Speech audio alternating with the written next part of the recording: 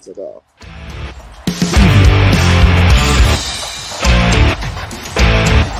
For the brand!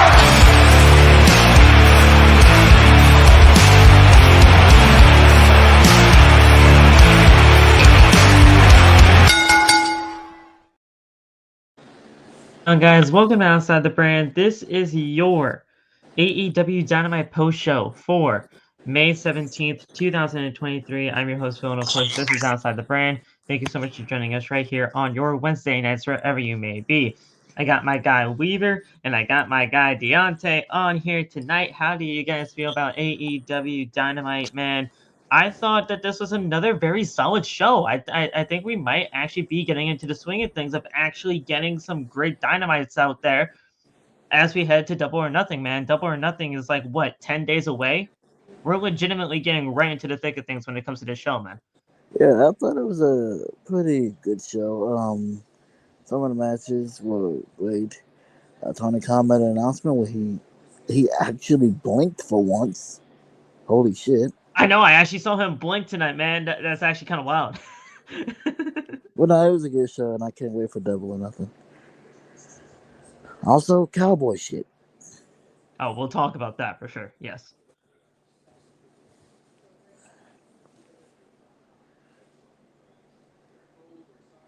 Weaver, what's up, bro?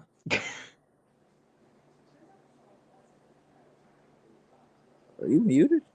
Hello, Weaver? He's muted. Yeah, You're muted. We can't hear you, bro.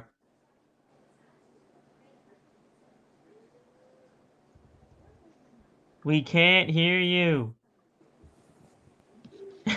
How about now? There you go. There you go. There I'm you working on go. it. Give me a second. I'm working on it. It's because this microphone, I swear to God, it's one directional. So like if it's turned, I can't like I literally have to be up in the microphone like this in order to talk. I hate it so much. I'm getting another one. Yeah. So how'd you feel about Dynamite tonight, man? But yeah, no, what I was saying was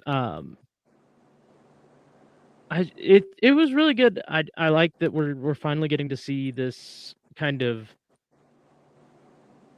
new regime almost, if you will, now, because now you've got Tony, but it's Tony working and a couple other people, so like it definitely feels different, and it definitely a bright light on going forward with Collision and everything else.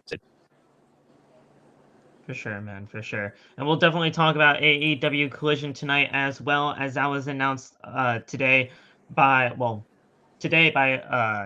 basically, everybody. But then all of a sudden when Tony Khan made his announcement, he was talking about AEW Collision and the upcoming tour that they are going to be having all over Canada and returning Nice. to the United States at the Prudential Center. So we will talk about all of that. We will get into everything that we want to talk about when it comes to that, and much more when it comes to the AEW Dynamite post show tonight. But guys, thank you so much for joining us right here on the AEW Dynamite post show on OTB. Follow me on social media.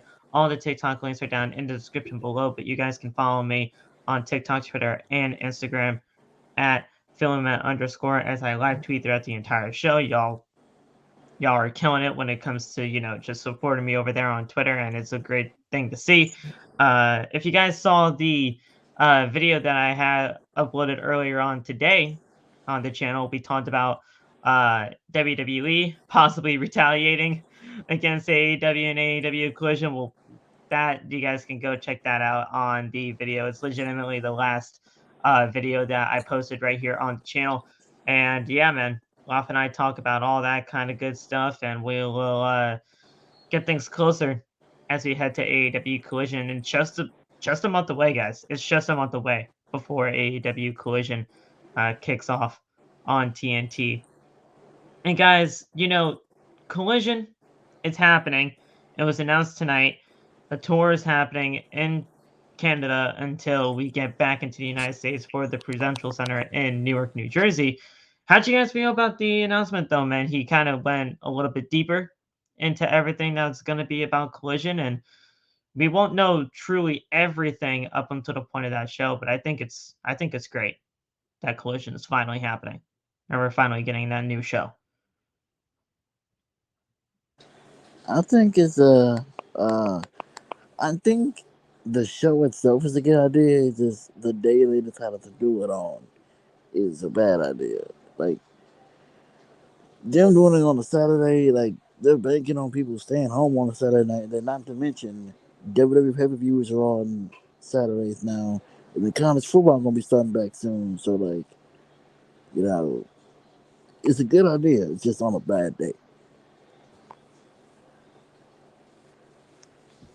See, I look at it differently than that, because Yeah, if you look me too. at the way that Saturday nights are run, the exception of a couple months out of the year for college football, obviously, the once a month on Saturdays that WWE does a pay-per-view, and then occasionally there's some other sports stuff that goes on Saturdays. But for the most part, all of the programming on Saturday nights in that prime time, 8 p.m. to 11 p.m. time slot, is nothing. There's nothing there, which means putting AEW Collision there means it has no competition on Saturday nights, which means, with the exception of the couple of times I just mentioned where they might lose it, for the most part, they're always going to be ranked within like the top 2 or 3 shows on Saturday for that time slot. So, and I mean, let's be honest, they're going to watch the show, are going to stay home and watch the show. Yes, They're home anyway. So, plus now it's just something else it's also something else that the bars can now put on Saturday nights when everybody's at the bar. They can go, oh, we got TNT on. It's 8 p.m. There's wrestling on at the bar even more now. yeah. So, and that counts towards viewership. I think it's going to be a great thing for AEW. The whole preface of AEW Collision in the first place is that we can at least get these people that are not really showcased on AEW Dynamite all that often to get some reps and to actually get some things going when it comes to the actual roster. Now, Fightful reported earlier on today when it came to everything about the AEW Collision announcement that it looks like AEW could be possibly in the works of doing that hard brand split like we've been discussing over the last couple of times since, this whole thing has been in the works.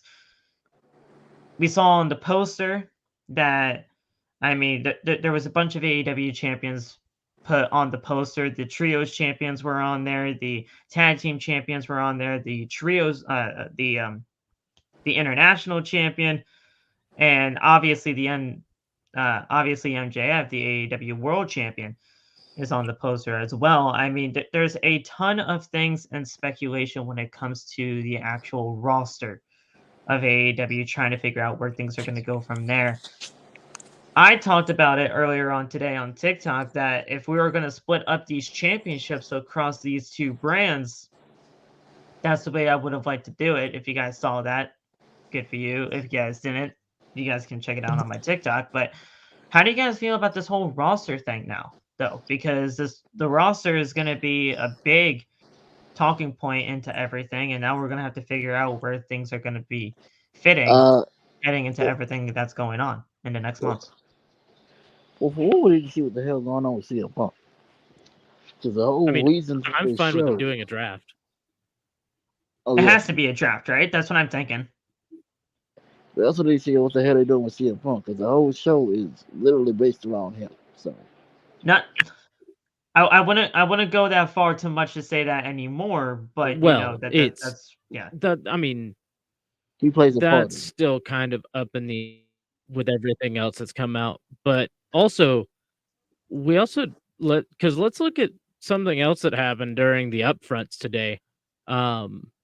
They were showing the graphics for like when they showed like what all Warner Media, like all the networks they have. They had like TBS and TNT and like all the other channels that they have under their umbrella, and they were showing like celebrities that are showcased on there significantly, right? So for TBS, they didn't show like fake actor, or they didn't show any, and like TNT, they didn't show like a basketball player. For TBS, which speaks volumes to how the company now sees Jade Cargill, I think. Oh yeah, For of one. course. But also, I honestly like, so like the CM Punk thing. I mean, because the most recent thing we're now seeing is that because apparently Punk wanted Ace Steel back, and they were like, okay, sure. And then once he agreed to do Collision, they were like, actually, he can work with you directly, but he can't be backstage at any AEW television. And so now, as the rumor is that because of that happening, that now Punk is wanting to back out, which may or may not be why suddenly went from us already knowing that the first Collision taping was going to be in Chicago to now it being, we're going to tell you where it is next week, because they might have to change their plan all of us, which would suck. But at the same time, I mean, maybe don't hinge your entire show on whether or not CM Punk is going to come back. Yeah. But like I said, I'm totally fine with them just doing a full on, just do a whole draft. Give us a GM for Dynamite, give us a GM for Collision, and full send it on a draft.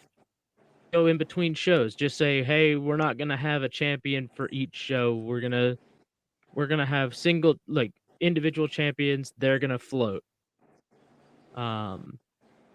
Mainly because I just want MJF to cut a promo on how he's bigger than the draft, which would just be great. But yeah, like I would love to see them do a whole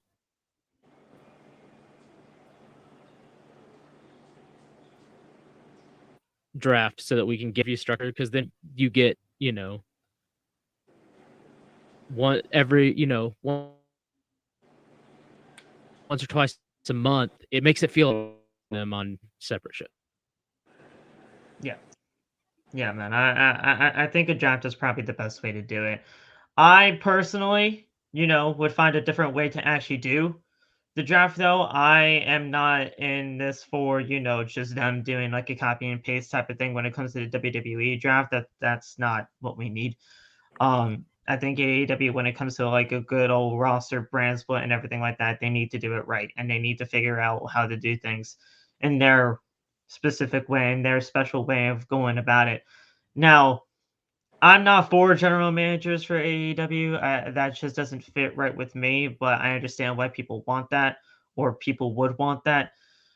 And it's just a matter of trying to figure things out as we get along here when it comes to the rosters and how we figure things out. But AEW Collision, it's a great idea, for AEW. It's finally another show that's going to be live on TNT from 8 to 10.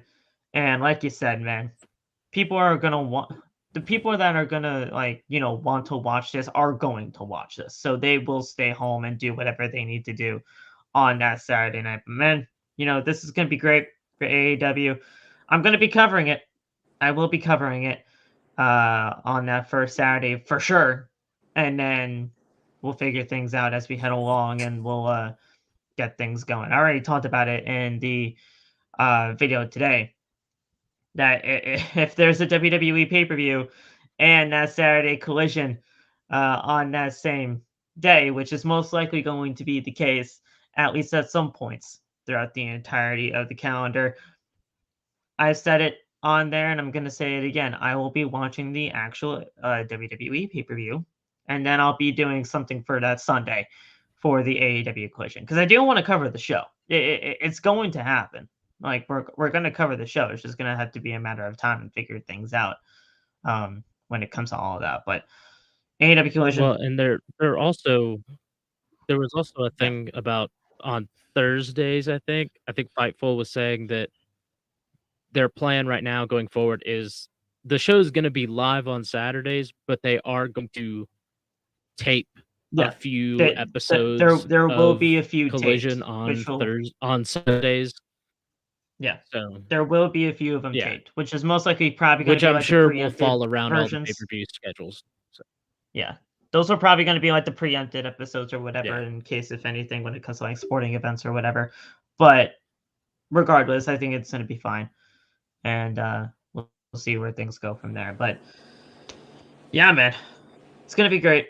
It's going to be great. I can't wait to see what they actually do when it comes to AEW Collision. And we'll see where things go when it comes to that show, man. I think it's going to be a great time.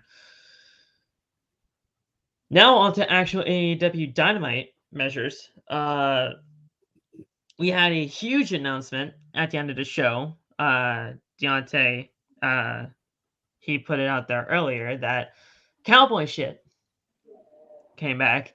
Hangman Adam Page made his return to AEW tonight, and he aligned himself back with the Elite, and Kenny Omega and the Young Bucks. The Elite are back together, and Hangman says, "Listen, guys, you can run all you want, but at Double or Nothing, you guys aren't going to have anywhere to hide because it's going to be anarchy in the arena." This is fantastic news. Holy fuck nuggets. This is absolutely fantastic news. I thought it was going to be something with blood and guts. Obviously, that's not going to happen anymore. We have anarchy in the arena. Weaver, you basically called it last week that you wanted to see this at Wembley, but Double or Nothing, I don't think anybody's really going to have a fucking problem with that, man. Anarchy in the arena between these two factions, it's going to be great. Holy I mean, fuck I'll take it nuggets. a few months early. That's fine. But yeah, I'm down. this is just gonna be great, man. Because all these all these 8 rather, I'm and an also Anarchy in the arena I'm also match. reconsidering if I should pay for those tickets now. Do it, dude. Go Do for it. it. I'm I'm telling heavily you right now, considering. man. Yeah, Do it. I'm telling you right now, like man. it's such a sketchy deal.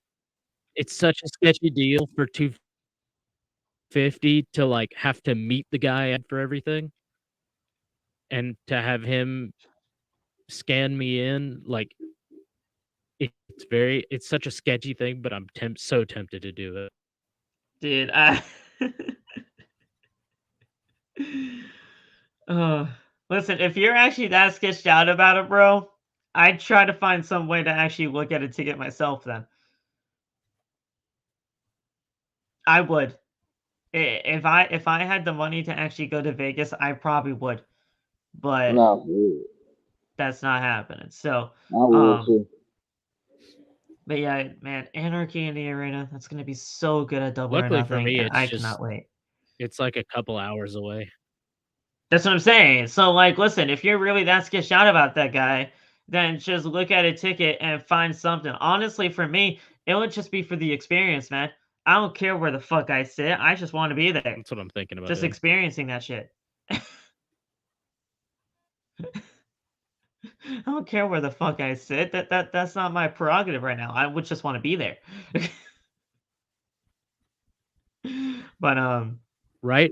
I really don't care about sitting like close to the front or like close to the ring, because I like big shows like that, because if I get the cheap seats, that just means I have more money for merch and like like being able to like do the meet and greets and stuff. So I'm down with it. I mean, sometimes I actually love being up there, like seated up higher, because A, you can see everything from there. So like you can actually see a lot more details in case if like anything actually is about to come out, or just being there, just in the experience. I'm fine with just being there for the experience. I don't mind being on the floor or I don't know 100 sections or whatever. Like, dude, just being there. That's what I'm all about when it comes to pro wrestling shows nowadays. It's just that's what it's all about for me. But guys, Anarchy in the Arena is fantastic. I think it's going to be a great thing for the Blackpool Combat Club and for the Elite. The Elite's back in full force, and it's just a great thing, man. I can't wait for that.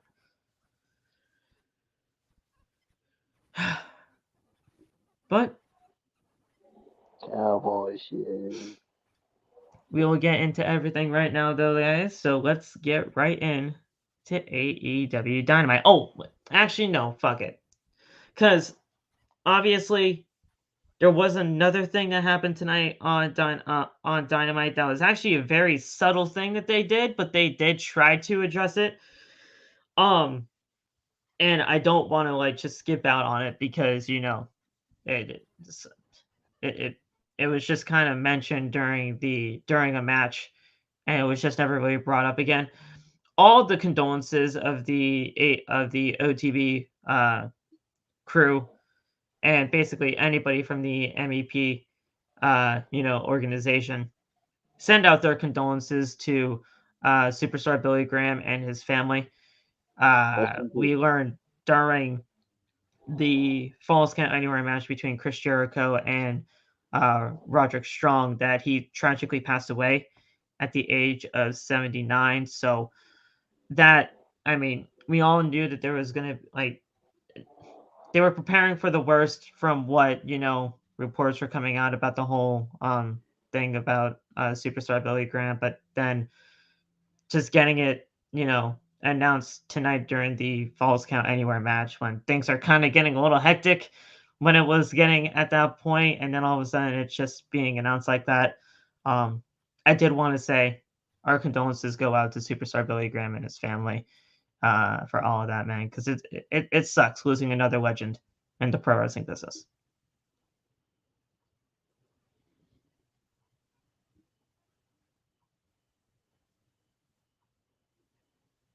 Yeah. That's unfortunate. Rest in peace. Yeah.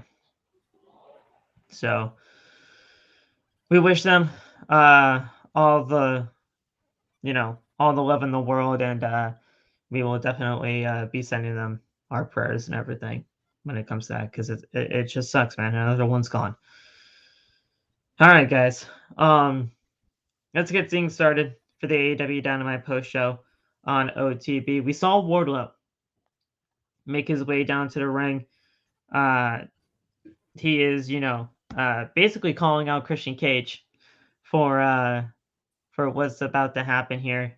Christian Cage basically laid out the challenge for Wardlow to have a TNT Championship match, and the crowd chants for the champion, who says that he wants to see Cage follow through on his promises that he made last week before calling him out to the ring.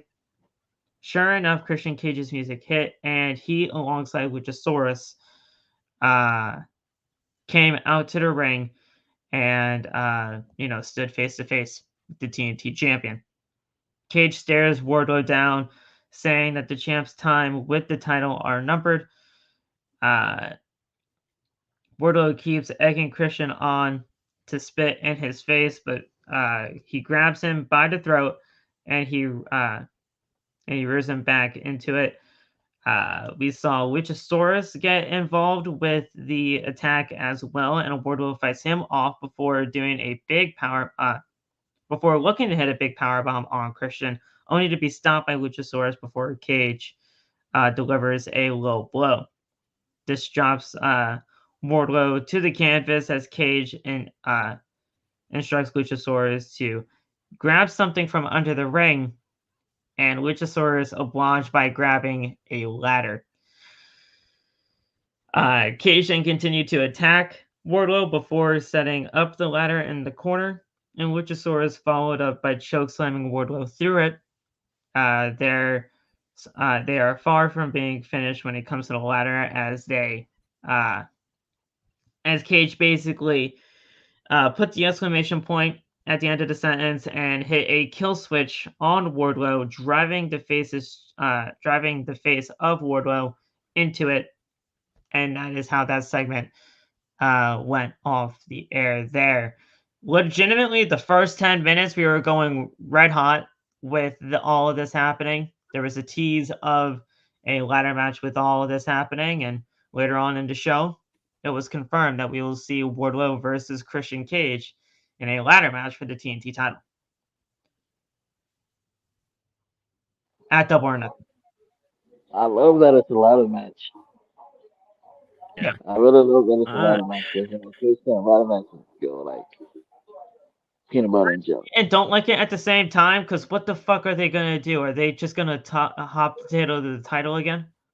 I hope not, man. But I want Christian to win.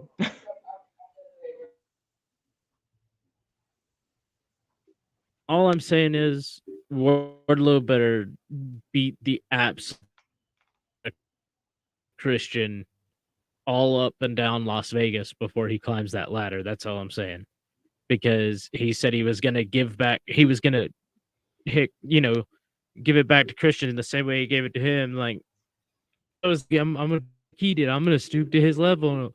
We're gonna have a ladder match. I'm like, no, he just he just jumped your ass. You need to just beat the fuck out of him. Kill that man. Yeah. Yeah, man. I mean, he's already died once. Jungle Boy already put him in the ground. Yeah. I mean, like I like that it's a ladder match, but I also don't like it at the same time, I because mean, I'm people excited were for the telling match me, either way, but yeah, like people were telling me earlier that it's like, oh yeah, I think this is gonna be great because Christian's gonna win the championship, and that's just a great way so that Wardlow doesn't have to get pinned. It's still gonna be shitty for Wardlow either way, because he doesn't have enough. He didn't have a long reign with the championship yet. I mean, not every championship needs to be a long reign. I get that, and I've been told that many times on this show. But just because it's another cop out so that Wardlow doesn't get pinned doesn't always make it right. I'm sorry. We don't we don't need another half potato of the TNT title. We you know what I don't. would see actually? I would I wouldn't mind if we get to the ladder match, right? And we see Wardlow, they're going hot and heavy. They're neck and neck. They're getting ready to climb the ladder. Luchasaurus eventually gets involved because he's going to, right? Yeah, of course. Yeah. I wouldn't mind if that match. I wouldn't mind if that's where we get the return of Scorpio Sky. Have him That's come in, interesting. help That's what I World love. level the playing field a little bit, kind of put himself in be like, I helped you out, so maybe I scratch your back, you scratch mine. I want the next title shot. I ain't gonna lie, I forgot about He doesn't have to Scorpio Sky. win it. He does Yeah. not have. Well, here's the thing: Scorpio Sky hasn't. Not only he's one of the ones that had. He is one of the people that has been featured heavily on all of the new Collision graphics. Yes. Along with There the was another returning Collision Thunder poster that Rosa, had him there. Miro, Andrade. Yeah. Yeah. Oh, So okay. Nice. it's gonna be interesting. It's gonna be interesting. I just hope that they know what the fuck they're doing when it comes to a ladder match between Wardlow and Christian. It's gonna be cool. It's gonna be a cool thing to see. That we have I'm a ladder calling match it. for the TNT title. I'm calling it right now. We're getting a new TNT champion. I don't. I don't want it, but it's gonna happen. But I mean, we'll see. We'll see when it comes to that. Um, we're back at ringside as we see the AEW International Champion make his way to the ring, and he has a tag team match. It's basically a whole, foregone conclusion that we're gonna get an Orange Cassidy match every single week But instead of it being a title defense this time, this was a tag team match, a random one at that. But it was a fine opener. It was a fun match. He teamed with Darby Allin, who is going to be in the four pillars four-way match for the World Championship at Double or Nothing, as they took on Lee Moriarty and Big Bill. This was a fun match for what it was. It was an opening contest. It's just a fun tag team match to open the show. I didn't see anything bad by this. It was just a fun opener between Also, yeah, also, between OC. also, shout out to the guy Tommy. He was at AEW tonight. Oh I don't know if yeah, y'all saw. I saw Tommy a bunch of times tonight, man. He was wigging out. Yeah, but yeah, this was a fun opener for what it was. Just a nice tag team match to open the show. Yeah, I thought it was a pretty good match. Nothing too crazy. I like the part where Darby Allin basically fucking slapped the man. He just slapped him. But it was a cool match. The right people won, and I can't wait to see this with Blackjack Battle Royal at Double or Well, Nothing. yeah, we'll talk about that international championship battle royal thing, but yeah, not a bad match whatsoever. We'll see where things go when it comes to that. Yep. Honestly, this was kind of refreshing for me in a sense Yeah. because so far in the last few years we've always seen it with Darby. Obviously, Darby and Orange have had tag team matches in the past, but it's always been Darby's with Sting and Orange's with Best Friends. So Yep. like this is kind of that nice little refresher of, oh yeah, we can mix it up. And it does kind of have that almost, which I'm gonna use it. It has a WWE feel to it, all we have to compare it to. But like the idea of like in like how we're doing GM mode with all the MEP stuff. That we're winning, by When the we way. we all question regular booking on TV. True. But we have like when we do like the My GM, and it's like nobody really questions how you book the shows that way. Like you may put two people together that have never tagged before, never thought of tagging before, and you're like, man, I like that. That's cool, and then it works. You know. Yeah. So I honestly thought this was very refreshing myself. Seeing OC and Darby Allin team up together, it's definitely apparent that you just would not think would work, right? But in the match tonight, it definitely did. And, apparently from what commentary was saying tonight during the entire match, was that this match actually happened once or twice before at the AEW House Rules shows, uh, basically the AEW versions of the live events that they've been going around as of late. And it's been getting some great reactions from the fans over there, too. So they did a House Rules rematch here, and that's why this match was booked and was announced for the show. So if we continue to actually have some stuff when it comes to like the house rules even bleed on into the AEW product, I'm not mad at that whatsoever, man. I think it's actually going to be a great kind of feel for the shows and I actually like getting that. some great stuff when it comes to Dynamite and hell, even Collision at this point now Well, too, considering that show is going to be starting in a month. I like that. I always wish WWE would do that with their live right. events. Like, for instance, we got China Gargano versus Gunther on a live event. I would love to see like Gargano win the Battle Royal. The nephew continues, and they Yeah. put it on TV. Having stuff bleed into one another, man, that it's a great thing to see. They kind of do that with their live events as it is. WWE does because they use the live event crowd as like a testing ground. Like if they have Yes. two Yes. guys that they want to see if they can go out and gets a crowd going, they'll do it on a live event or they'll work on a new character. They'll test it out in front of the live audience because there's no TV cameras, less chance. Like obviously with social media, stuff's gonna get leaked either way, but there's less of a chance of it getting leaked if there's no official footage. Right. Um, So I mean, they've been doing that for years. So I think with AEW doing House perfect because now, which I think they were doing it with Dark and Dark Elevation a little bit, but I think now they really have a chance to they have to tell or they just throw it out on TV. So Right. So I'm all for it, man. I'm all for things having to bleed into one another and seeing things basically be thrown out there.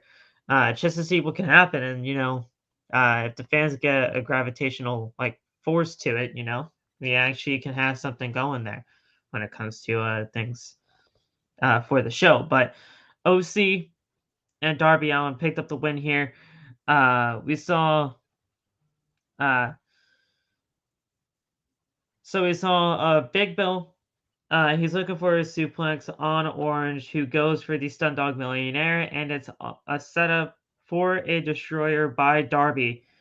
Lee then gets dropped as well, and Cassidy hits an Orange Punch on Big Bill as Darby hits a coffin drop, followed by a headlock takeover as a statement to MJF before getting the pinfall victory. 1, 2, 3. Yeah, man, the headlock takeover, ending the match. For those of you guys who know AEW, you guys know that finish well, man. That MJF beat Darby with that headlock takeover. So it was a nice callback there, and you know, oh, I love it when things happen like that, man. Long-term booking.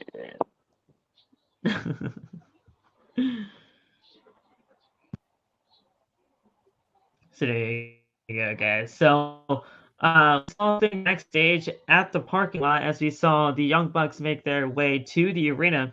Alex Marvez starts to speak to the Young Bucks for an update on Kenny Omega, but the Bucks are ambushed by the Blackpool Combat Club, who send the Young Bucks they both they basically got both thrown onto a nearby car before Moxley makes a statement saying that they are the only elite men in this business. I mean, this was legitimately in the first hour, the first half hour, I should say. Johnny We Kane saw said, the Johnny Khan said he ain't fucking around. He yeah, got we nuclear saw team. this all basically happen in the first half hour, man. He got nuclear team. He don't know how to act. Yeah, the first half hour was pretty hot, man. We saw all that take place, the tag The team Will match, and Washington then effect, man. this. So good, so good. It's the Will Washington effect. all I know is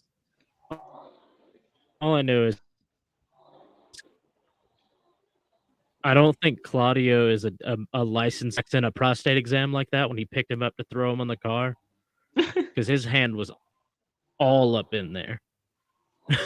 He's not gonna have any children. Why are you looking at stuff like that, bro? That's a question No, in like the your way mind he that picked you have to figure out, him man. up, I was like, oh, dropped him. That See, I'm not was looking bad. at stuff like that, so I don't. So that's not in my forefront. Just trying to figure out. It's like, all right, how deep is Claudio gonna get in there for? Pause. I'm not looking at that. So that's a you thing. Oh,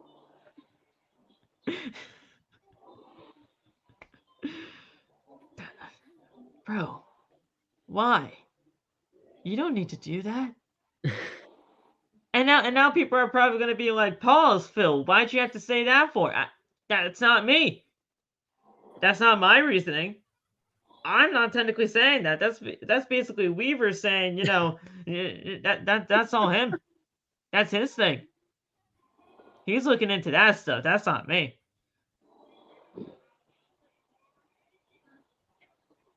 Look, it was right in front of the camera. I couldn't help but notice the placement of the hand. Like usually when I'm you see not people looking at that do a though, press bro. like a military press like that, I'm just saying. Usually when you see somebody do a military press, you see them grab the inner thigh, right, to get leverage. But this man was like all up in there. And it was directly in front of the cameraman was almost up in there too. So You that's couldn't not avoid my it. fault. That's the You camera. honestly couldn't avoid it. No, that is your fault because you're drawing attention to it and you're saying it live on broadcast. Like, dude, you don't need that. You don't need to do that. Phil, I'm bringing you views. I'm bringing the controversy, which brings views. Controversy It's creates all about cash, the doesn't it? ratings, No, baby. not in this sense because we don't make money on this thing. Not yet, at least. You will now.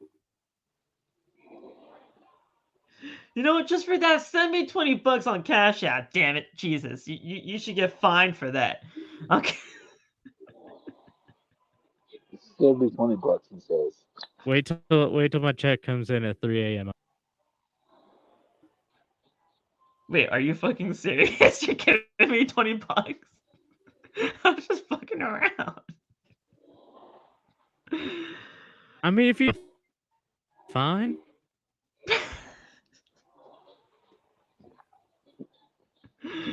Whatever, I'm not man. scared. I'm not scared. Man, if I knew I was actually gonna be, if I knew I was actually gonna be able to get fines for people on OTB, I'd be fucking rich. But the stuff that was said on this platform, Jesus, You'd find people just for the hell of I it. would have been rich, man. But we come back into the trainer's room with Wardlow as he is being tended to. Only for Arn Anderson to grab his ice pack and throw it against the wall. I thought he was just gonna grab the. I thought he was gonna grab the ice pack just to slap him in the face with it. I thought something like that was happening. But he threw it against That the was wall. such a weird moment. It was such a weird moment. Because he stopped. Why? I He thought grabbed he it. was gonna throw it in his Stopped face. for like a He whole. was He just took a gonna whole whack him. beat, and then he threw it. That's crazy. He said, no, fuck your ass, pregnant. It was such an awkward moment, but I loved it. I love all that. I legitimately thought he was gonna get it slapped right in the face. I thought he was Yeah, either he gonna should've get been. slapped in the face by like a hand, or he was just gonna get thrown the ice pack in the face. It would have been hilarious regardless. It just felt so weird to have that moment in that spot. So he threw it against the wall, and Arn asked Wardlow what is he going to do about everything that happened. And Wardlow said that he is going to be challenging Christian Cage to a match at Double or Nothing, and the TNT Championship will be on the line in a ladder match, like we said earlier in the broadcast, man. So, the ladder match, like we said earlier, it's cool that we're getting a ladder match for the TNT title. It's kind of like a basic staple at this point that like a TNT Championship is going to be in a ladder match at some point during the years of AEW. We're doing this at Double or Nothing here, which is fine. It's just a matter of how the fuck they are going to book this, because I obviously want Wardlow to retain this freaking championship here, and he definitely should. But if Christian won this championship ladder match here, I'm not shocked, because Christian Cage has actually been fantastic on AEW television as of late, or basically, since his heel run started.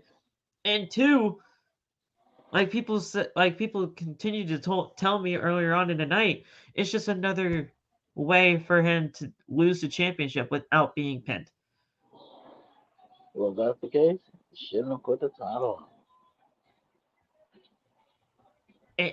Well, that's the whole point about the TNT title, bro. I'll It's say so weird this. at this point, but yeah. I don't necessarily but I could definitely one way that if Christian wins that I want it, and I've said it. I've said it with a couple other different scenarios in different promotions already, but I want Christian to be completely dead. I want him unconscious, knocked the fuck out, and Luchasaurus puts him on his back and puts that's like it's got if you're gonna give him a win to this just like shit heel heat like that, go full out, like give people that much more of a be pissed. So Yeah. plus I'm never not a fan of unconscious Christian. I'm never not a fan of Christian. I think Christian's great, especially the way that they've been doing him now, like in today's AEW landscape. So I love Christian. I think Christian's been great since his heel run. It's just a matter of what they are going to freaking do when it comes to him. And people have been asking me, Phil, like, why are you actually so happy about this whole thing happening between Christian and Wardlow? Christian, listen, these AEW legends that have been going at it right now for, the better part of however long these legends have been a part of this company, this is Christian's first ever championship match in his entire existence in AEW. So, for the people that actually think like, oh yeah, Phil, if you thought this was actually going to be happening in WWE, if this was happening there, you'd be pissed off about it. If it was for the right reasons, no, I wouldn't be. I mean, didn't Christian compete for the AEW World Title? Well, and that also, I think he had a match against Kenny for the Impact title. The Impact title on the first Rampage, I think that was, but yeah. But see, so here's my question to you, Phil. Which would you rather have?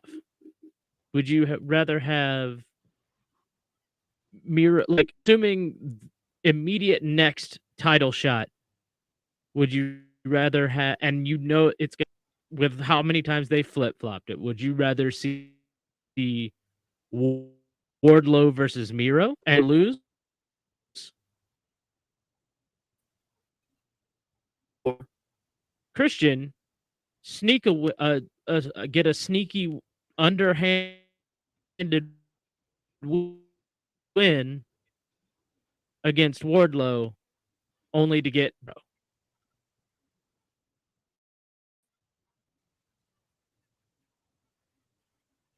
I didn't hear like half because of that I definitely other feel piece like a then. Miro title, like no, I would say, like, I was just saying, you either get Wardlow versus Miro to get Miro the title back, or you get Christian versus Miro. That's pretty much your two options right now. Well, I wouldn't have Miro go for the TNT title. I would have him go after the International Championship, but that's just me. But I mean, if anything, I mean, fair. That's just me. If there was any championship I would have Miro go after, it would be the International title. But like, the only reason I say that is because they've already said that Miro's gonna like be one of the headliners for a Collision, and yes. I think with Collision being a TNT show, I think their title, once that airs, the TNT title should definitely be on TNT. I think the TNT title will be on Collision. Right. The TNT title should definitely be on Collision. That also TNT. goes back to like we talked about last week. Yeah. Well, it goes back to what we talked about last week too. I could easily see Miro obtaining both the TNT and the international titles, and just getting rid of the TNT title, just letting it, and it's just done. We drop it, let it go. That way, one less belt that we're not really using correctly, just get it off the screens. You can bring it back later in a few years when Cody comes back to AEW or whatever, because that was his title anyway. So fair point. I agree to that. Honestly, if they was to don't keep a hot potato in the fucking title, I was really do whatever. They have lost th- all prestige to the points. I mean, we'll see what happens, man. I honestly don't. I don't mind Christian being a part of this at all. I think Christian's actually been fantastic at what he's been doing. It's just a matter of how things are actually going to be going out when it comes to doing something like this. We'll see where things go. We'll see where things lie. But at this point in time, Christian being involved in something like this, it's not the end of the world, and I'm actually kind of excited about it. So we'll see where things go. We're back from commercial break as we see Renee talking to Orange Cassidy about the recent challenges being raised for the International Championship. OC says that he will fight anyone and everyone come Double or Nothing. So before, so he basically said, listen, to anybody that's wanting a shot at the International Championship, go to TK, go to his office, and demand a shot because I'll fight all you guys. And then He's he a man, and then he requested a chair to sit in. and they did not give him a chair. How dare they? And then, of course, he also gave. Let's not forget, he also asked Renee if she wanted a shot. He At the title. also asked Renee if he wanted to be a part of it, and she's like, no, it's okay. And I'm like, Renee, take the shot, man. Renee is scared. She's scared. She's scared of her own Shoot your thing. shot, man. Dude, Well, see- imagine if that was like her This is one of the the in-ring debut of Renee reasons why I Paquette. love Orange. I don't really. Yeah, it's this idea of like, it's not even that he's lazy. He's unfazed by everything and everybody, Nonchalant. and it's Nonchalant. so good because of course, Orange Cassidy's gonna be the one to be like, oh, I gotta fight 21 other guys. Okay, whatever. He's so nonchalant. I love it. We then had probably one of, if not the shortest match in AEW history. I don't know if that's like actually a thing, but Sammy Guevara legitimately just hit a GTH on some guy named Exodus Prime, who seems like a fucking, transformer out of like the fucking sky. And that was it. 1, 2, 3. So there was that. Obviously, this was just a match that Sammy could get out there and do his promo about what's happening at Double or Nothing. We'll go over that in a second, but Sammy Guevara defeated a Transformer, guys, and Exodus Prime. And yes, I know the Transformer's name is not Exodus Prime. I understand that. I'm not an idiot. No. It could be his long lost brother. It could be his long lost brother. Optimus Prime, Exodus Prime. We don't know that. Exodus Prime, man. They really use like 3 different styles to really base the 3 of the 4 pillars that we need to be seeing leading into Double or Nothing. But it's not just them out there at the same time. Darby got his chance to kind of shine in the tag match. Yep. Sammy got this real, honestly, a well-deserved, like, he's kind of needed this kind of like squash match, kind of like just enhancement talent, quick win. Yeah. To just kind of get him through and showcase what he can do. And then obviously when we'll get to Jungle Boy, but Jungle Boy and Roosh he was able to showcase all of his stuff as well. And they killed it tonight. Well, so Jungle Boy killed it tonight. I just have to ask you guys this. Jungle Boy, I think Roosh killed it literally, but yes. Rush. Yes. Jungle Boy gets fucking Roosh. That one suplex. Jungle Boy gets Roosh. Sammy Guevara gets some guy named Exodus Prime. I mean, how's that fair? I mean, to be How's fair, that fair? Sammy Guevara fought a transformer. Who else can say they fought a transformer? I mean, how's that fair? Well, but but we'll get into what Jungle Boy did earlier on, but this really wasn't about the match for Sammy. This was more about the promo that he did after. Um, Sammy got on the microphone and was talking about all the hate that he's gotten and how he plans to be proven the plans to be proving all of us wrong when he wins the AEW World Championship at Double or Nothing. He said that he listens to his heart, and his heart is saying that he will be the new AEW World Champion. Regardless of what people say about Sammy Guevara over the last few weeks has been getting massive babyface reactions.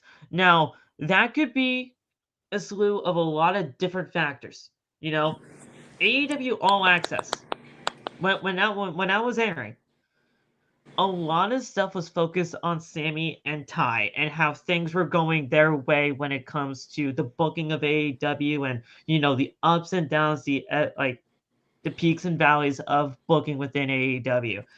Not gonna lie, That I, show. I haven't Go ahead, seen. D. I said not gonna lie, I haven't even seen All Access since like the third episode. Okay. Well, I'll just do this then for you guys. Whatever was happening during All Access, a lot of the stuff was focusing on Sammy and Ty and their peaks and valleys within the booking of AEW, and that was actually getting a lot of traction when it comes to Sammy Guevara and Ty, and the reaction of what fans are doing them for as. And then when we bring it to TV, and Sammy's doing these babyface like promos, of course they're going to get good reactions. So Sammy has been getting a lot of babyface reactions as of late, and that is why people are getting, traction for him as to what we see him today. I know you see it too, Weaver. That Sammy's been getting a lot of babyface reactions as of late. So how do you address that too? What do you think about all of that, man? Because there's like three baby faces going after the prick heel in MJF. Hmm? Well, okay. I don't necessarily have a problem. At the end of the day, Sammy's getting cheered.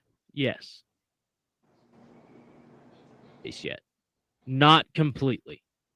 I mean, he's Oh not a no. babyface I at think all. he's Plus, getting they a were in his babyface hometown. reaction. They were in Right. his hometown. I think he's getting some babyface reactions because he's having to go because he's opposite MJF. Yes. Yes. I think that like even with that promo that he cut tonight, it was you guys hated on me and I'm gonna prove you wrong. That's not really that's still kind of a heel being like, you people are not any good, but I'm gonna show you differently.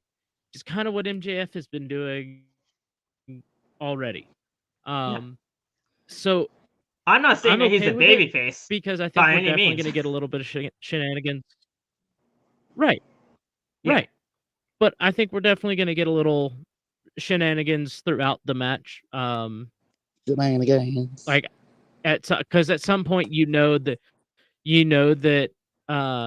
roll out of the ring and want to like not be involved in anything for as long as possible, take a breather, and that's when you're gonna get the spots where Sammy's just gonna be a dick.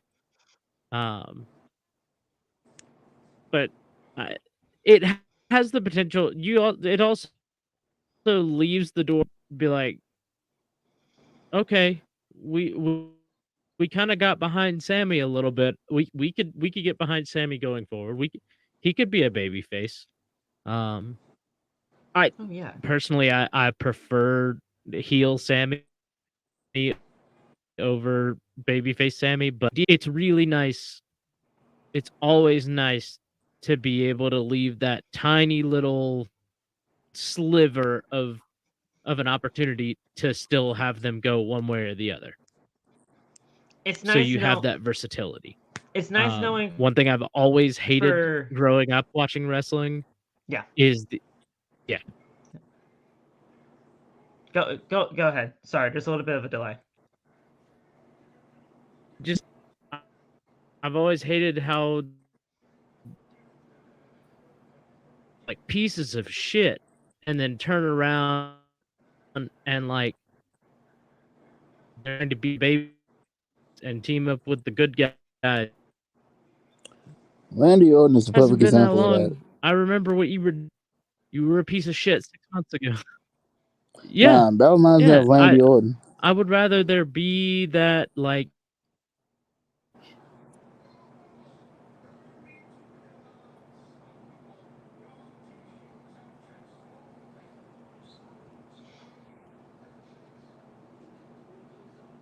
What's happening?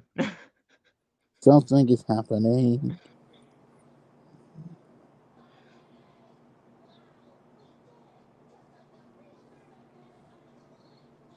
I don't know if we're good or not, but Mm-hmm. what Weaver was saying though is 100% true. Like at least Sammy could have like that kind of a versatility to say like, listen, he is a prick ass heel that we just love to hate, But it's also Yeah. nice to see that if Sammy was to ever turn into a babyface, at all in any point in time, he can do that too, because people can do whatever they want when it comes to Sammy in the ring or whatever. But man, he is a charismatic guy, whether it is a babyface side or the heel side. So Yep. you're Man, gonna get a good thing when it comes to Sammy. man So oozes machismo, man. He so oozes machismo. so this was really cool. We'll see where things go when it comes to that. But man, Sammy, he's getting a lot of traction right now, and I think it's actually going to be a really good thing when it comes to Double or Nothing for sure. For So, sure. we are back at ringside as we see Tony Schiavone introducing Jeff Jarrett and his amazing friends as they head to the ring. That's JEFF JA double R double R E double T. double T. Ain't he great? By the way, I just have to give a shout well, out see, to my here's the boy Satnam problem. Singh. That's not the Jeff Jarrett we got. No, I know that's not.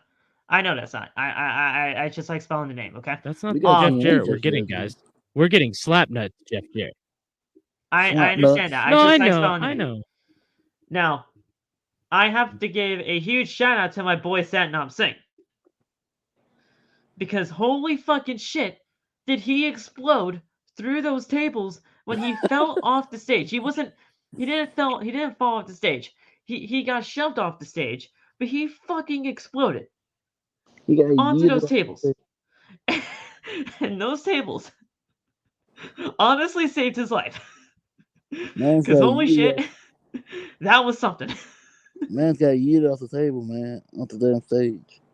Me personally, I ain't letting that Yeah, you're slide. not seeing almost going through tables like that. Nope. That was something for sure, man. So I had to say this. So they end up brawling around ringside, FTR and the friends of Jeff Jarrett and basically everybody. They're getting slammed all over the place. FTR brings Jarrett into the ring, letting out their frustrations before Karen fucking Jarrett. Who invited the Karen Karen? Jarrett Who invited the Karen? shows up and hits a low blow on Cash, allowing Jeff to hit a stroke on Dex. Now, Singh rushes down to the ring after, getting, just demolished through tables and chokeslammed both FTR members before Jeff and Jay hold up their guitars with their names on them. before cracking them onto FTR's heads. The future challengers hold up the titles high above the fallen champions, and yeah, we'll see where things go from that. So Jeff Jarrett and friends stand tall over the tag team champions again, and Karen Jarrett is brought into the fold of all of this. I really could give two fucking shits, but Once I again, I understand why reiterate. they do shit. Okay? Once, I'm not naive. I'm not a fucking oblivious to everything. I'm not a fucking idiot. I understand why they do this because it gets everybody pissed off. And I know that. it's Weaver told me working. this earlier today. But holy shit. Who Why did invited the Karen need to be Karen? involved in this, bro? I already have Who, to deal with Jeff. I have to deal with Jeff and his fucking fans, man. I don't need Karen Jarrett. who invited the Karen? I I have to just deal want to with know what Jeff you have Jarrett and his against Jeff fans. Jarrett, man. What do you have I have to against deal Jeff with Jarrett? you. What's up, Know what I have though? against Jeff, so I'm not gonna talk. I don't know. So what do you have? What do you have against him? What do you guys need? You guys know my fucking issue with Jeff. Oh yeah. Oh yeah. But Jeff wrestling. He saved it once. He can save it again. you're a fucking Just like asshole, Don West Weaver. You know that's not true. Get the fuck out of here. But Karen, okay, you know, Where's Kurt Angle I when you guess need him? Karen's just gonna get involved now. So Where's Kurt Angle when you we'll need him? see. Here's my So thing. Here's my thing on it. Here's my thing on it. And like I mean, we kind of went over it when back our little back and forth earlier on Twitter when it happened. But yeah, and we won't have to get into all that. But my thing is, like, they're doing it because it gets it's getting them the exact reaction that they want. oh yeah, and I'm not naive Like to Jarrett that. got I know in that. the ring and low blow Dex. That's exactly what you're supposed to do, which is great. You know what I mean? That's good. They got you to buy in. Yeah. So my thing is, and I'm still on that stance of making himself as king of the mountain, Jeff Jarrett. We're good. Khan's ear, and he starts wanting, the top spots, specifically in like singles competition.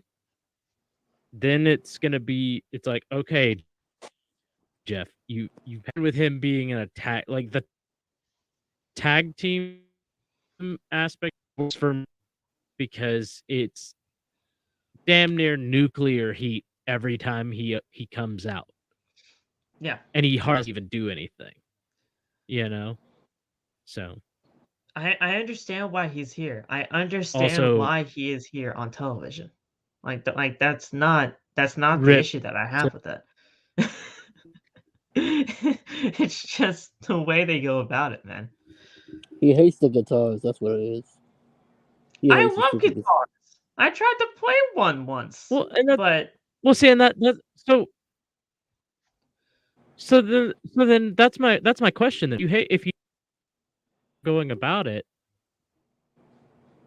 how would you have them go about it then? how would I have them go What about it? would Not have you fucking Jeff change? Jarrett on television.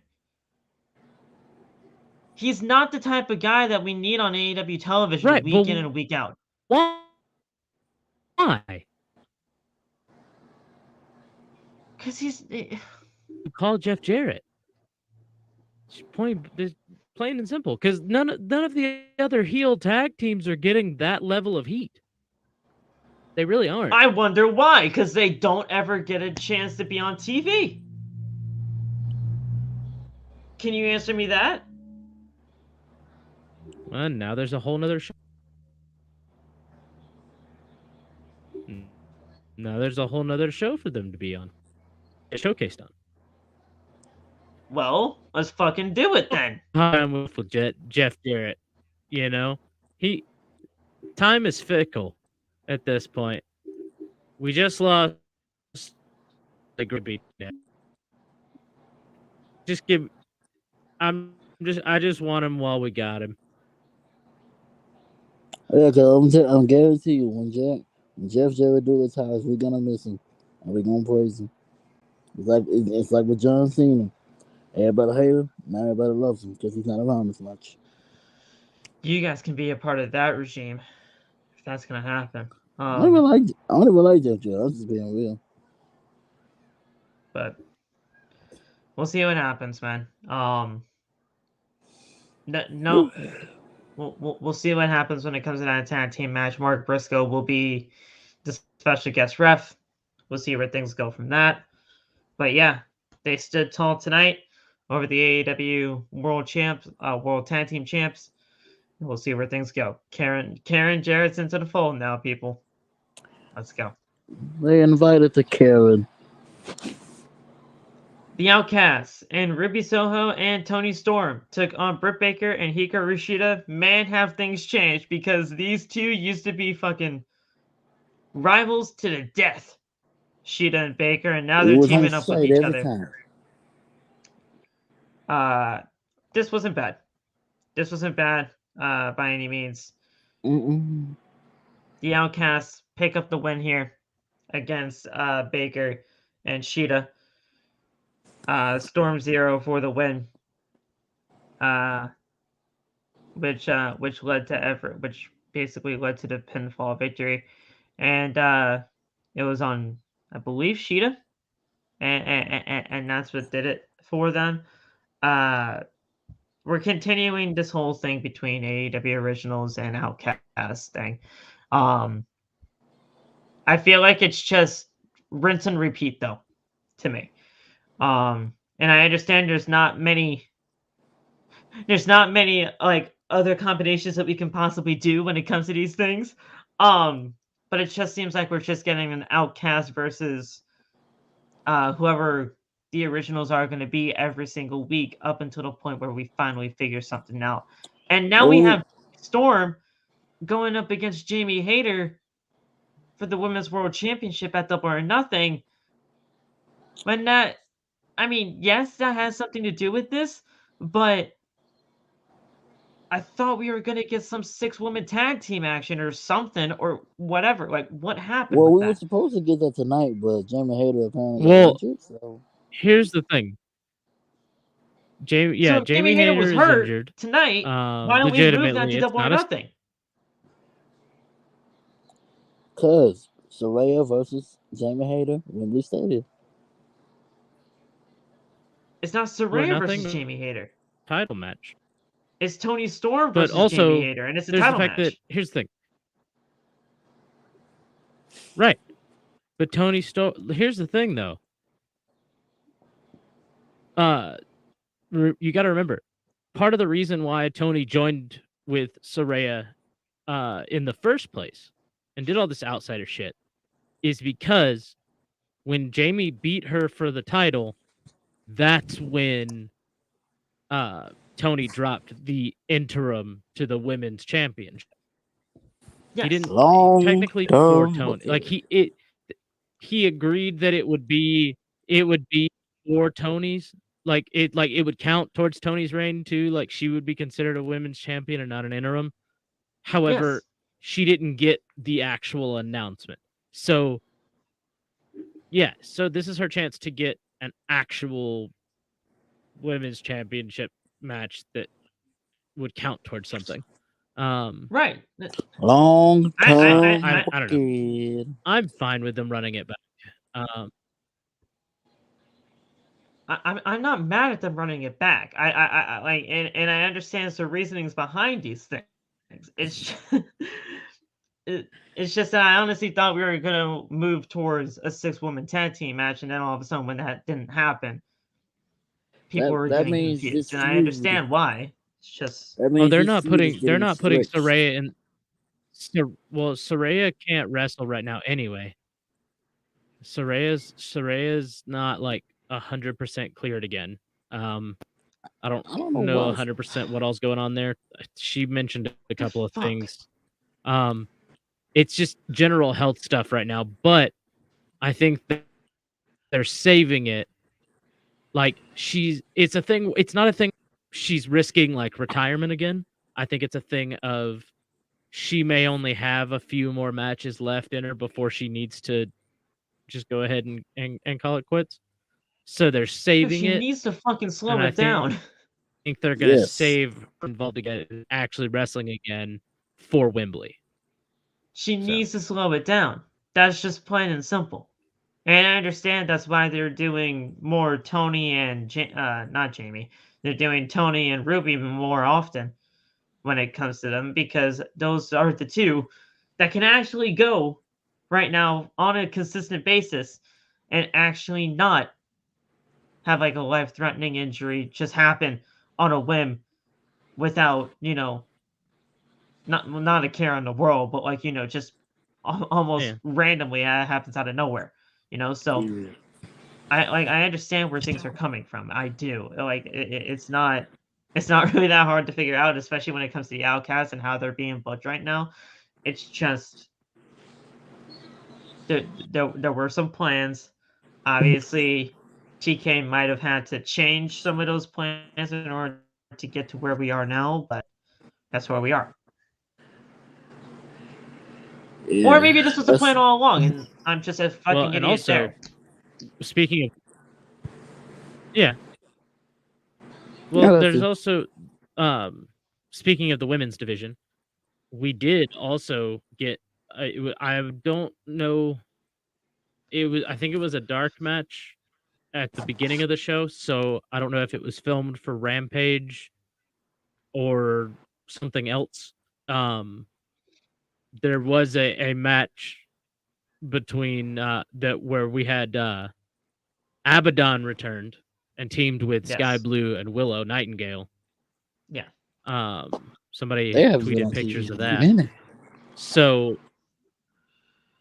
well, Abaddon, they've been rehabbing, like recovering from injury as well.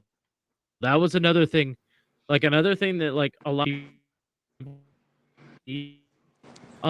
of it was injuries. Yes, Damn. there's like Scorpio and several of them been healed. I'm cleared.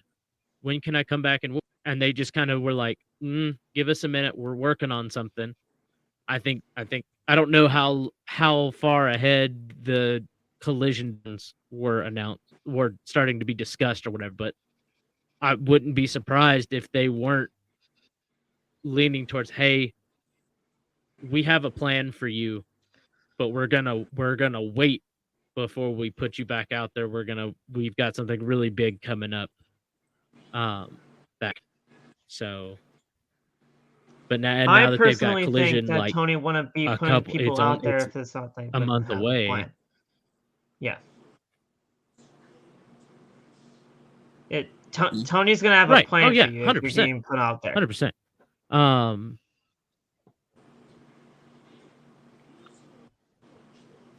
well, and also, so this is the other thing we also have to look at, as because we don't know 100% what the like terminology in a lot of these contracts are, but a lot of these wrestlers do indie dates. Even like it's mostly like your Blues, your Willow Nightingales. They do other things. So like if they have something going on a Tuesday, and they've told Tony ahead of time, hey, I can't do this Wednesday. I can't make it into town for that. He's been really cool about letting people not come in if they're not 100% needed, which is why I think we're getting a lot of these like outsiders originals matches right now. We're really kind of honing in on those. Um, but I also think they are kind of spinning their wheels a little bit, figure out and can't do with Saraya as far as in ring. Hell, they might be waiting Collision so they can. I don't know if they'll wait all the way till Collision, but I wouldn't be get an official word on what to do. I wouldn't be surprised if Thunder Rosa's not a part of this as well. Oh yeah, for sure. Because technically Thunder Rosa makes a ton of sense. Technically, she was an outsider, and she's her and Britt. Yeah, it makes a ton of sense to be a part of this. It's just a matter of where things are going to be going. I understand why things are happening in the way that they are. I do.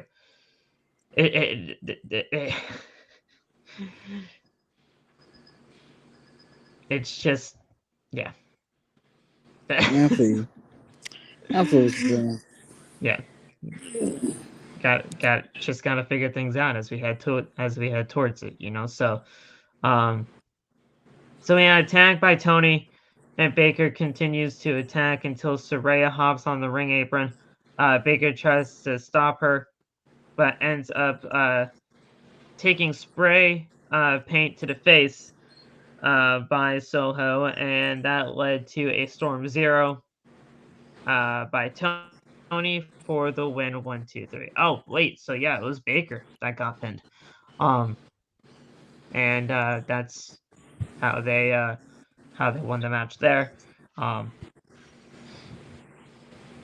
how was that? So we are going through the motions when it comes to the Outcast and the original story, but you know, we're continuing to build the blocks as we continue to go through things. Backstage, Orange Cassidy is standing by with Renee. Again, Renee was all over the place tonight. All over the place tonight is Renee. And I bet you they still didn't get Orange Cassidy his share. Renee, who says that 20 people express interest of challenging OC for the International Championship. Cassidy says that he'll just have to fight all of them, and since that it's going to be a 21 person battle royal, we'll make it a blackjack battle royal for the International Championship, unless Renee wants to challenge for it as well. And Renee assures the champ that she is fine, and that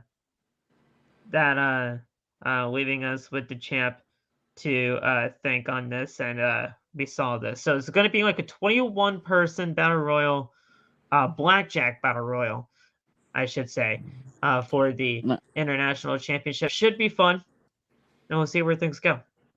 And I don't know if this is like the casino battle royal though. I don't know if this is like the casino battle royal. I don't know if there's going to be like suits and everything, and then the Joker. I don't think or so. Something like that. It might be similar to that though. I don't know. No, because if they're blackjack's the only reason blackjack's a different card battle game. royal is because of blackjack's a different card game. Yeah, so I've never played that, so I don't know. The only reason referring to it as blackjack is because there's 21 people, and the only reason they're calling it blackjack battle royal is because you need 21 to win at blackjack. To win at blackjack, yes. And there's 21 competitors. Yeah. The real question here, the real question, who are these other 20 men?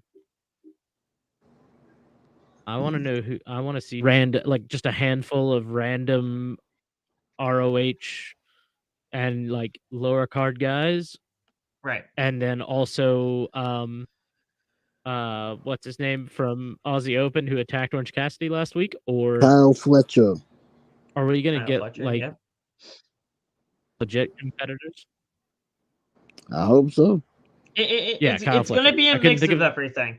I really do see that. I think it's going to be a mix of everything. I think we're going to see some Ring of Honor talent. I think we're going to be seeing some lower to mid card talent over here, and I also think we're going to get some of the big guys like Miro, hopefully, like Kyle Fletcher, and like some of the others that really should be going after a championship like the international title to really make it seem something. Because at this point in time, this is probably the best way that they can go about it to where OC does not have to get pinned to lose this championship. He can get eliminated, and that's how he loses because of all of the obstacles that he's had to face since being the international champion. Honestly,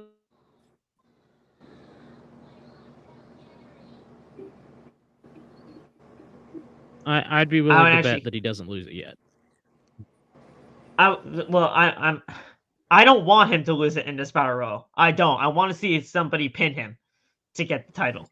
The question is, but who? If they lose, because that he does. But if he does lose, it's not a bad shout either. The question is, if he does lose, who wins? See them like, it'd be fine if he loses. I wouldn't be mad at it, but I definitely see like it's one of those things like we talked about with like Miro going after the international title. I can see a prime amped, ready to go Miro coming out for a one-on-one challenge against Orange Cassidy, who retained at Double or Nothing, but he retained at the cost of basically his entire body. Yes. Right? So Miro just comes out and picks the bones. I think that's what we get. That's exactly what I want. Yeah. If he loses at Double or Nothing, I won't be shocked. But I'm hoping he retains so that we can have somebody pick the bones when a shot on Dynamite happens, and we see where things go from there. It's honestly the best case scenario. Here's the thing, though: if he does retain, who pins him for the international title? Miro. Miro should be the guy to beat Orange Cassidy. It's gotta be Miro. Look, Deontay, I'll spell it out for you. I'll make it real quick. He's gonna outlast 20 other men at Double or Nothing, and then the following Wednesday, he's gonna show up at the beginning of Dynamite, because that's just who Orange Cassidy is. Even when he's hurt, he's gonna be there, right? He'll just taped up, and then Miro's gonna come out, want a match, and he's gonna be like, okay. The bell's gonna ring. Miro's gonna kick and break him in half. And with 3, that's your new international champion. Mm-hmm. It should be that way. It should be that way. Yeah. Mm-hmm. Should be. So I'm excited for it, man. I'm excited for it. We'll see what happens when it comes to the Blackjack Battle Royal. Should be fun. Yep. So now we see this is Tony Khan's announcement here of AEW Collision premiering on TNT on June 17th, following up with 4 shows happening in Canada. Next week's Dynamite, Tony Khan will confirm the premiere destination for AEW Collision, which is honestly, I mean, if it's not Chicago, I'm actually going to be shocked, because I mean, if everything's going according to plan with CM Punk, if CM Punk is even going to be a part of the show now, because of reports that are coming out, if CM Punk's going to be in Chicago or be a part of the show, it's most likely going to be Chicago. If not, we'll see what happens. I'm just shocked Tony Khan actually blinked. Like, the man actually blinked for once. This man is still on the blinking thing. Because he never blinks. He never does. It's creepy.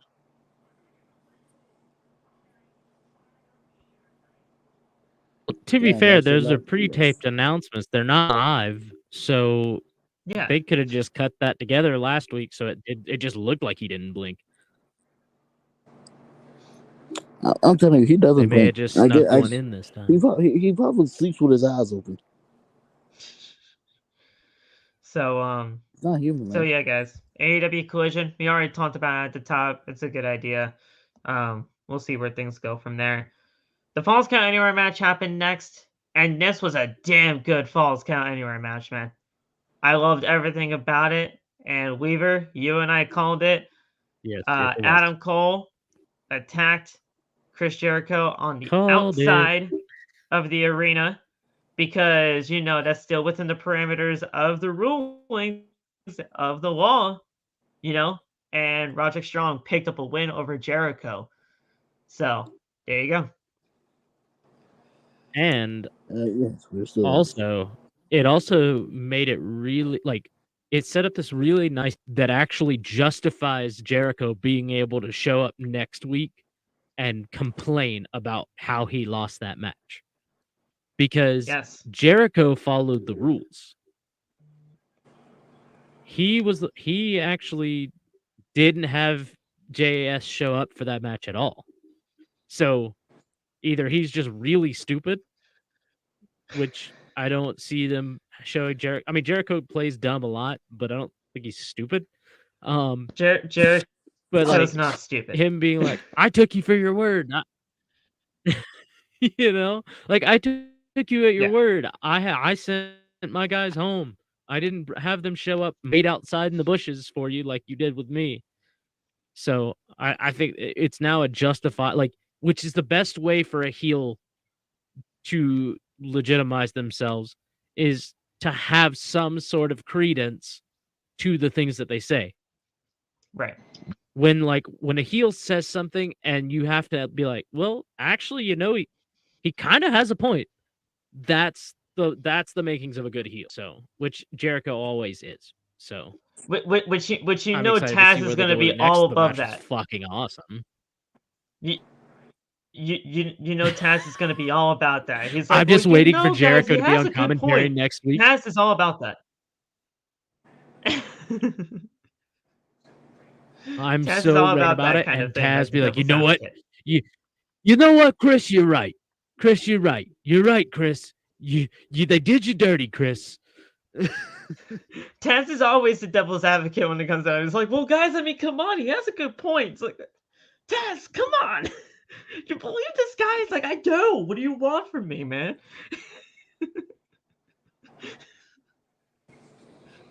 I love Taz on commentary. I don't care what anybody says, man. That I need. Right. There's two things in life that I need in this world. An entire album of Taz singing people's entrance music. Oh my god, that would be fantastic. Just being like I need Taz snarky remarks on commentary. It's dude. So good. So good. He's a great singer. I mainly just want to hear, because we've heard Taz Jungle Boy's entrance music. I really want him to sing I want Taz singing Battle Cry. Give me Taz singing Battle Cry. He's a great singer.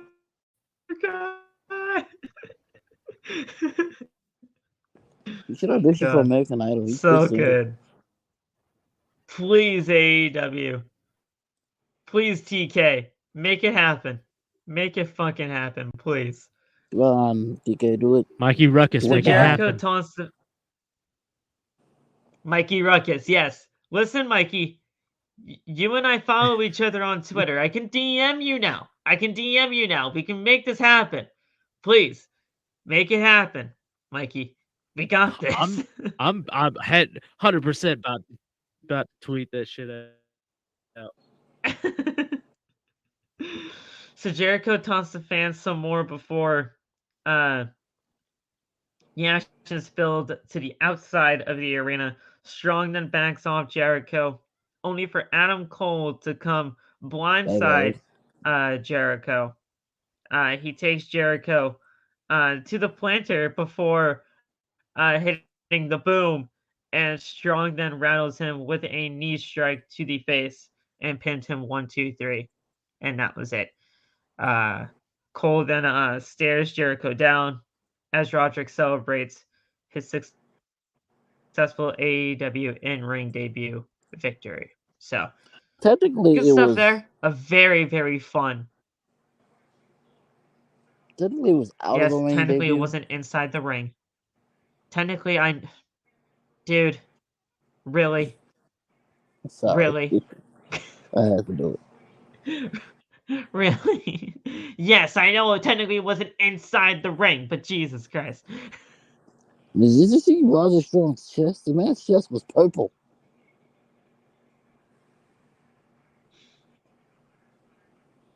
Jericho does the chops hard, man. I don't know what you want me to say. Speaking of that, we gonna talk about how the fuck they was on top of the damn stairs thing. I thought they were gonna fall. Oh, dude, when they were on that fucking ledge. Yes, I Bro. thought they were gonna fuck. I thought they were gonna fucking fall. I'm like, bro, do not fall. When I saw Roger just throw him like over the railing, I'm like, dude, what the fuck are you doing? And then I'm like, oh wait, there's a ledge there. Okay. Yeah, so he murdered a man But on I'm live like, wait. TV. I'm like, whoa.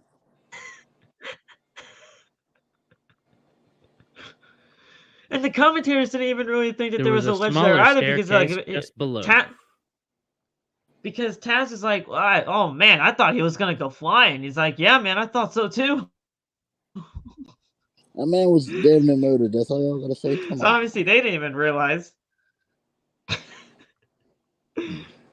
But yeah, that was crazy. But a very fun Falls Count Anywhere match, and it was honestly just a really cool thing to see.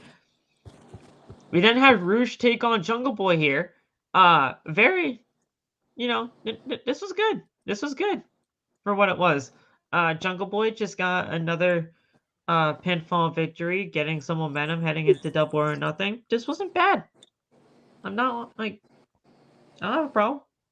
Twas a great Plus, match. Roosh on my TV is always a good thing. I love Roosh. Twas a great match. Those boys cooked. All I know is for a split second there, I thought Jungle Boy was dead. Apron, and they missed the apron completely. Yeah. He missed he that was whole dead. fucking apron. He missed the whole fucking thing. It was crazy. So Jungle Boy gets to his knees and his Roosh with a right hand. But Roosh unleashes basically he's just unleashing hell on Jungle Boy here until the ref holds him back for a little bit, leading to Roosh arguing with him only for Perry to roll him up for the win. And that was it. Vance and Jose rush down to attack Jungle Boy as well, along with Roosh, until Darby Allin and Sammy Guevara end up coming to the aid of Jungle Boy to even the odds. They clear out LFI, leaving the three pillars staring at each other in the ring, and that was it. So, the three of the four pillars in the Fatal 4-Way match at Double or Nothing. See what Enigma We're said in in the the chair? center He of the said, "Put ring. the title." See what Enigma said in the chair? He said, "Put the title on Roosh," and I'm here for it. I would love to see Roosh as a champion in here. I really would. It's just only a matter of time before he's champ at some point. Mm-hmm. Also, just a little bit from the Fightful review of Dynamite. That's also apparently we're getting Jade Cargill versus Taya Valkyrie at Double or Nothing. If Jay Cargill does a fuck And when was that announced?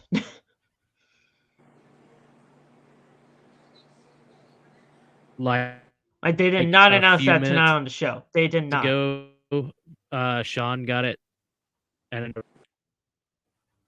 I just happened to see that, so I don't know. I'm gonna try and find out how legit that is, but that was the so. They did not announce that on Dynamite tonight at all. So I mean, if Sean Ross Sapp's usually okay with that kind of stuff, but man, you know that, dude, they gotta fucking announce that stuff, man. We saw backstage Renee talking to MJF before Double or Nothing. In the AEW World Championship match, MJF is asked how he feels about the championship match heading into it, and he responds by slapping the microphone right out of Renee's hand before the champ just walks off in anger. Don't be touching it. Don't be touching her mic, Moxley bro. is gonna rip his head off. He's gonna rip his head off. Don't be touching her mic, bro. Don't be doing that shit. Okay? Moxley, Listen, I know you're Did they mad. not I know want you're angry. the Miz? I know he's angry. I know he's upset. But listen, man, we're just not gonna be taking that fucking shit over here. Okay? Don't slap the no, microphone out of Renee's hands. John Moxley That, is gonna take that microphone and he's gonna it's not gonna hurt go him over with well. it.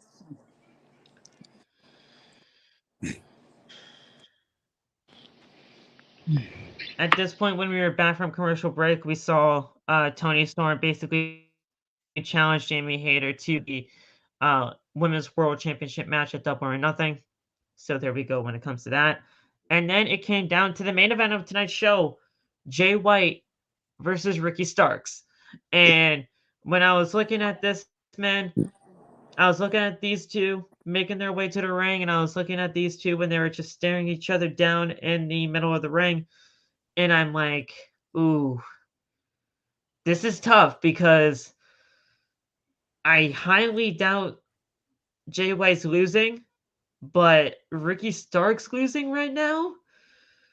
I'm not for that. I'm not for that right now. So what were they going to do to rectify this? Well, They did a DQ finish, here's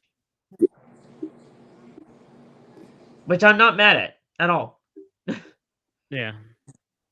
I I'm was just mad saying, at it. it sort of Ricky knew he was gonna lose. It was like, fuck this guy. I'm hitting this bitch with a chair. I'll take the loss on this one. That's what I'm saying. Like, dude, I'm not mad at a DQ finish at all when it comes to this because honestly, with the way that things were going right now, like I said earlier, Jay White was not losing this match at all in any way, shape, or form that you were looking at this. And So Ricky Starks, the whole thing, like, dude, you can't have him really lose either. So a DQ finish was not a bad idea. Plus, you're running it again at Double or Nothing anyway. Well, right, That's the plan. But specifically them having Ricky intentionally get himself DQ'd, as opposed to the heels just doing a cheap, underhanded DQ thing. Like, that's what I'm saying. It worked so much better. But also, it gave us one of the match was over after the bell rang when Juice Robinson is helping Jay White up the ramp. And he looks into the ring and he just skis, Ricky, I hate you. It was the best thing I've ever seen. Ricky. No, but that's what I'm saying. Like the fact that it was like basically an intentional disqualification. That's exactly why I didn't care about this. That's exactly why I didn't care for that finish because it was intentional for a DQ, and you're about to run this back at Double or Nothing anyway. So it was a great thing to see. Plus, I mean, regardless before of how the finish even happened, these two were putting on a fucking banger on they were. regular television. So like, dude, when they actually go at it again at Double or Nothing, it's gonna be fantastic, man. Yes. Yes, it is. Yeah.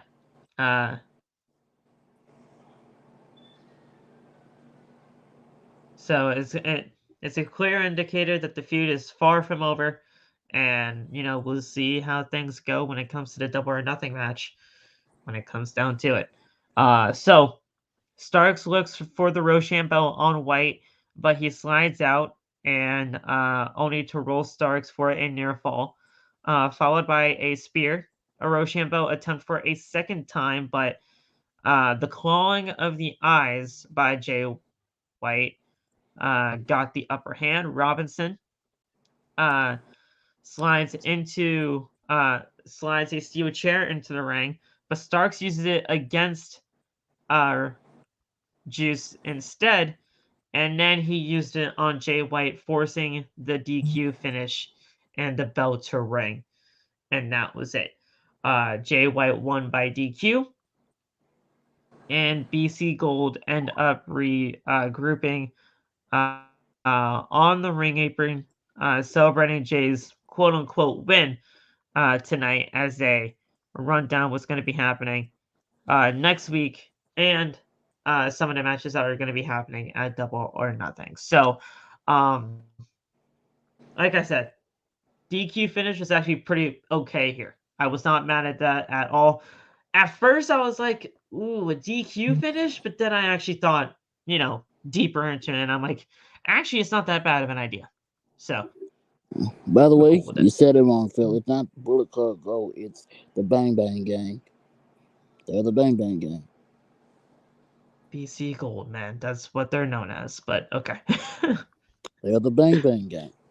So that's what I call them.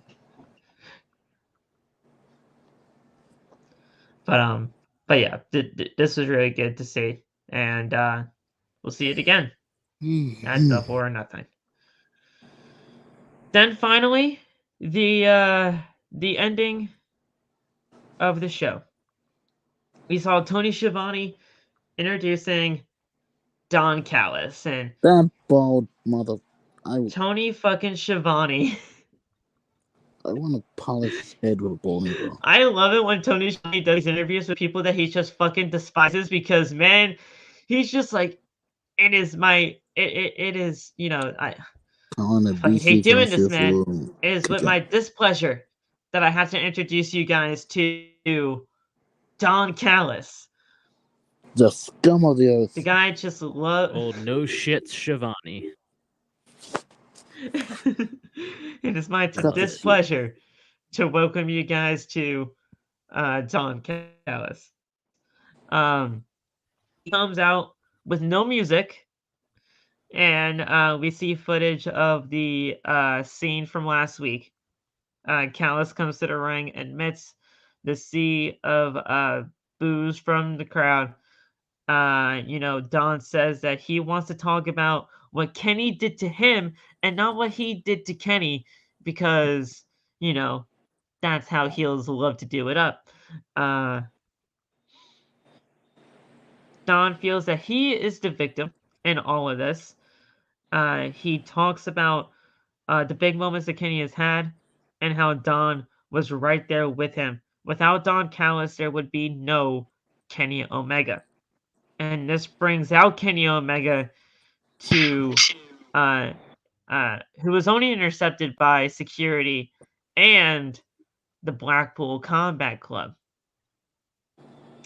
Now, we're still unaware of Don Callis' alliance with the BCC, but The when BBC. Don Callis is around, the BCC is not too far behind.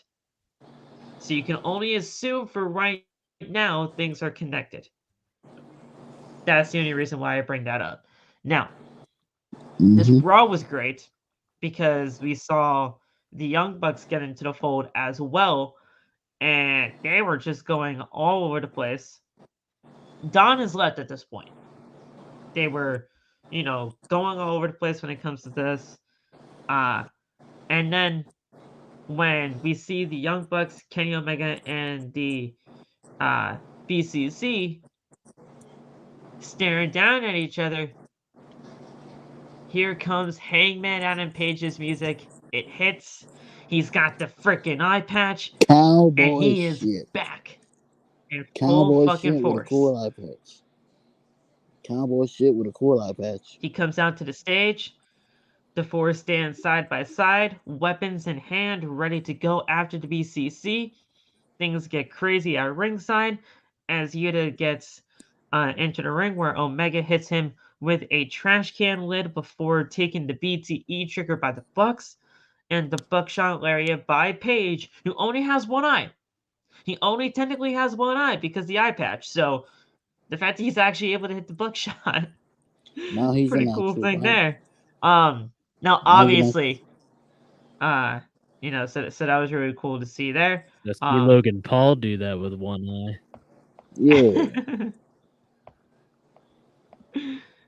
That actually brings up a good point, Weaver. And I had to ask you guys this because I just want answers. Who does a better buckshot? Hangman.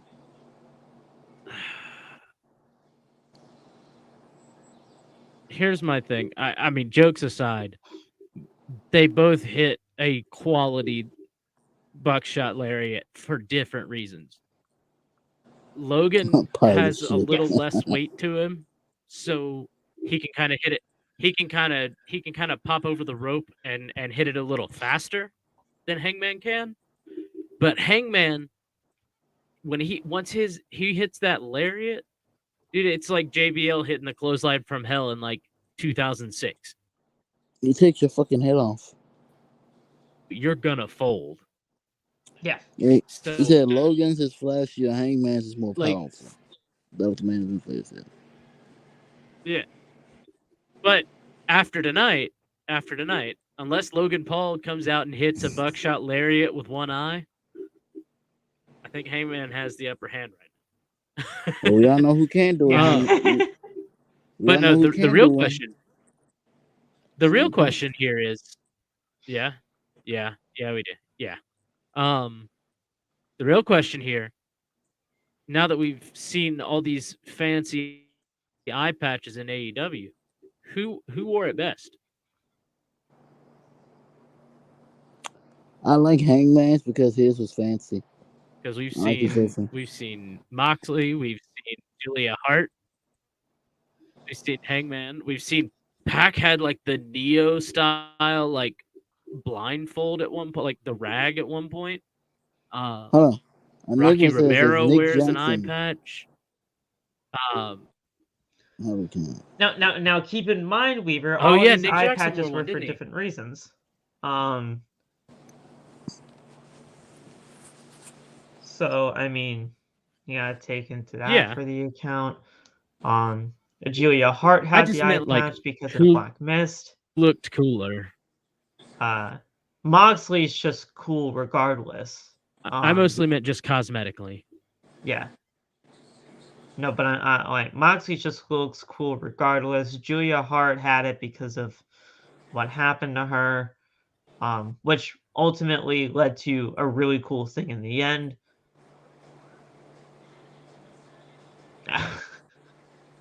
I mean, I'm always probably just gonna go partial to Moxley because he's just a fucking badass regardless. But it is what Moxley it is. made it look cool to wear an eye patch.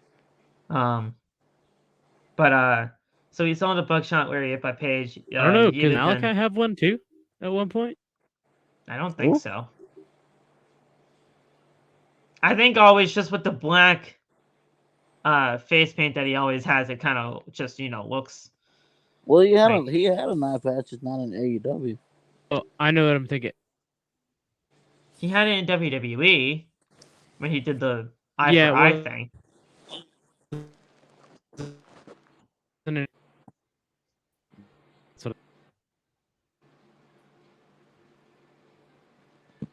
He had it in WWE, I know that, but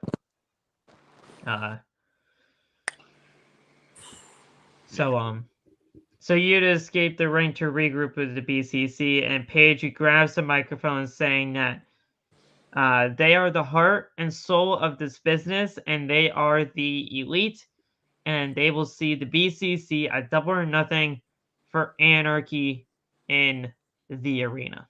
Holy fuck nuggets. Holy fuck nuggets. Very good stuff. Love it, man. We already talked about it at the top. This is going to be fucking fantastic. Yep. Holy so good. Fuck nuggets. That's all I gotta say. Holy fuck nuggets. Now is your double and now is your Oh, dynamite. Not double or nothing. We will do double or nothing the review That's for next week, that, but not Phil. yet. Not yet. Not yet. Um, but we will do a review for that, and that's gonna be fantastic. Fantastical. So really good stuff, man. Really good episode of Dynamite again. We'll, We're really getting into the we'll thick see of it. We'll things see and if really I'm on getting that into the review, groove. whether or not I go to Vegas or not. Yeah. So yeah, guys, that was your Dynamite, man. Very good stuff there. Do you guys have anything to say before we get the hell out of here? Um, uh, if you use my code MBAT at w.gg, you get 10% off your W order. And if you use my WWE Shop affiliate link, so I can get some money. I'm trying to go to WrestleMania 40. Thank you. There you go.